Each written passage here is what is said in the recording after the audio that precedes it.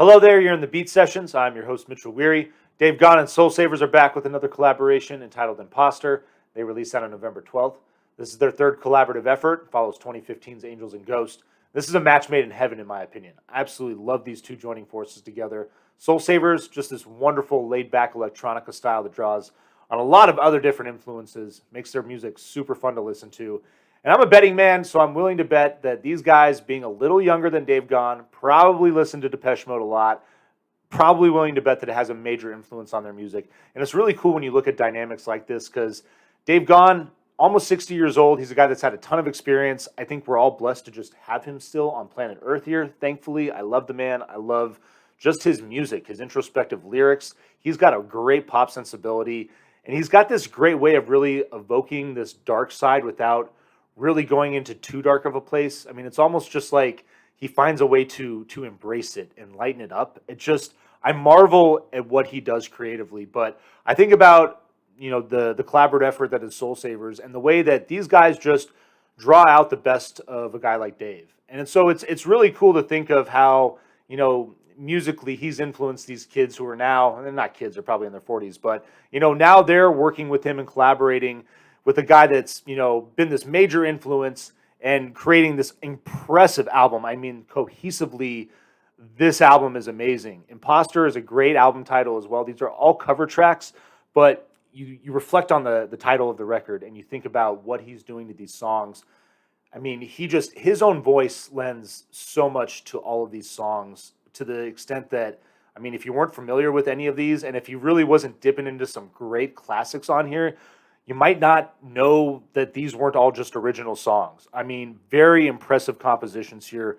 Really loving the production, and yeah, I mean, let's just get into the track listing. It kicks off with the Dark End of the Street, a song by James Carr, and just a nice classic sounding rock opener. And I think that's what's really fun about this record too, and just projects like this in general for an artist. Again, a guy like Dave, who very well known for fronting Depeche Mode, who has done a lot of stuff experimentally. I mean, they've kind of been all over the place, but mainly driven by that electronic sound. And this album is definitely rock inspired. There's certainly elements of electronic music on this record and lots of other different things, but I would say at the heart of this album, it's rock and roll, and I really dig that for that reason. It's just it's a different side of Dave that we don't always necessarily get to see, and so I love that about these solo efforts and the ability for an artist to tap into some of that other stuff that's maybe driving them creatively. Your second song, Strange Religion, is a wonderful track. It's got this kind of like shoegazy meets country rock feel. It's really kind of reminded me of Mazzy Star a little bit, some of the stuff that they've done. Lilac Wine, really loving the simple acoustic arrangement on that song. Some of my favorite covers on this thing, I just go over them briefly here because all of these all songs are excellent. This is definitely a vinyl please. I would encourage anybody to just listen to this thing from start to finish. I Held My Baby Last Night is your fourth track. Elmore James there. This thing is just an amazing blues rocker, and I love what Dave has done to, just vamp it up a little bit and fill out the sound. I mean, just lovely production on this track and a great cover. Freaking awesome. Leads into your fifth song, A Man Needs a Maid, covering Neil Young.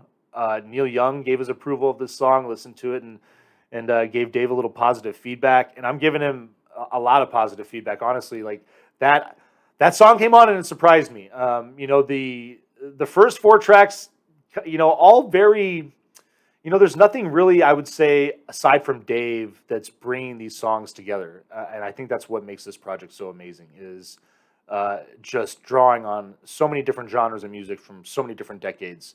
And again, just making this sound like such a modern, wonderful project of his own. Loving that cover of A Man Needs a Maid. Leads into your six-track Metal Heart. Loving this. Just a great rocker. That's a cover of Cat Power. Honestly, he's kind of channeling Michael Hutchence, I feel like, on this song. This song, the cover kind of gave me this INXS vibe a little bit, and I really enjoyed it for that reason. Where My Love Lies Asleep is your eighth track. I just want to get there. Love the just the arrangement on that song, and kind of reminded me of Beck, what Beck was doing on Sea Changes, just the vibe of that track in particular. And then got a couple classics here. Your ninth song, Smile. That is right. Covered famously by Nat King Cole.